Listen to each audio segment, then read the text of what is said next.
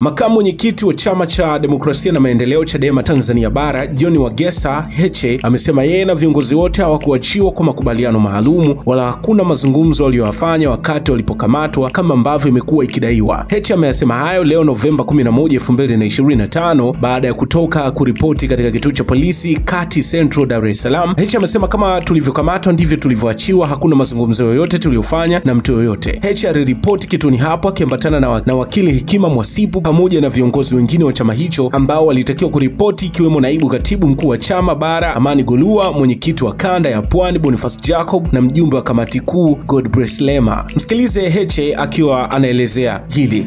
Tumekuja kuripoti polisi kama tulivyotakiwa jana baada ya kuachiwa. Tumeambiwa turudi Alhamisi saa 4 asubuhi. Kwa tutarudi Alhamisi saa 4 asubuhi.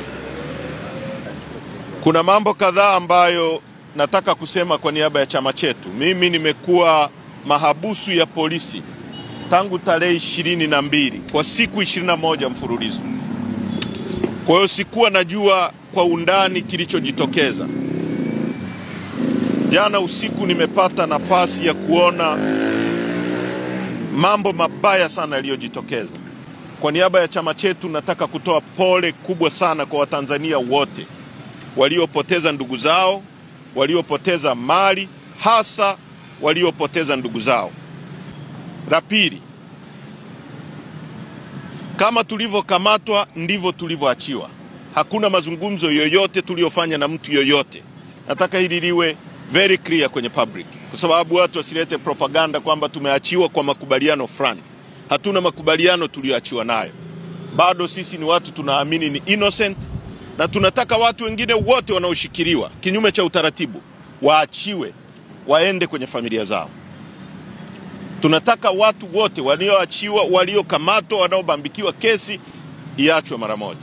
Lakini pia Heche amewatoa wasiwasi waliokuwa wakiuliza juu ya hali yake ya kiafya, akieleza kuwa kwa sasa hali yake inaendelea vizuri, na ikumbuke toka alipokuwa amekamatwa Oktoba 22, 2025 kumekuwa na taarifa nyingi zikienezwa hasa kupitia mitandao ya kijamii juu ya hali ya afya ya Heche kutokuwa sawa. Heche ameachiwa kwa dhamana jana Novemba 10, 2025 na kutakiwa kuripoti kituo cha polisi Kati Central Dar es Salaam. Baada ya kuripoti leo, ametakiwa kuripoti tena Alhamisi Novemba 13, 2025. Msikilize John Heche anaelezea juu ya hali yake ya kiafya. Nchi hii ilipata uhuru mwaka 61. Hatutakubali kuwa koloni la mtu tena. Hilo jambo haliwezekani kwenye nchi hii. Hii ni nchi yetu sote, lazima tuheshimiane, ni nchi ya kidemokrasia na lazima watu wasikilizwe.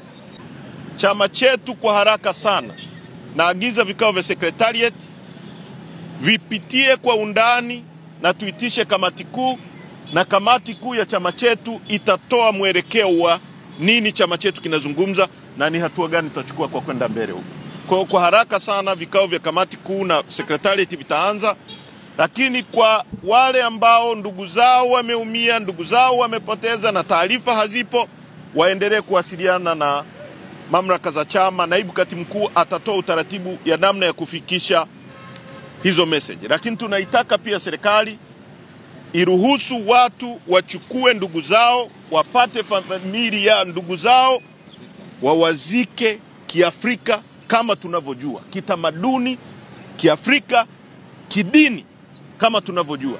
Wasiendeleze maumivu kwa familia ambazo zimepoteza ndugu zao.